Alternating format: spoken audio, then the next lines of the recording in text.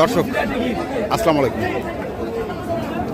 স্বাগত জানাচ্ছি দিনাজপুর জেলার আমবাড়ি হাটে। এবং আপনারা দেখছেন এখানে যে খামার উপযোগী ষাঁড় গরুগুলো প্রায় বিক্রয় করা হচ্ছে। আমরা সেগুলো তথ্য আপনাদের দেবো। আমরা দেখছিলাম এখানে রাজ্জাক। কি অবস্থা বলো?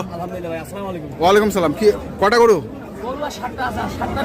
7টা আছে, 7টা বেচছো, মানে 16টা গরু ছিল, আর 14টা গরু ছিল। আচ্ছা, হ্যাঁ গুজরাটি গির, গুজরাটি গির।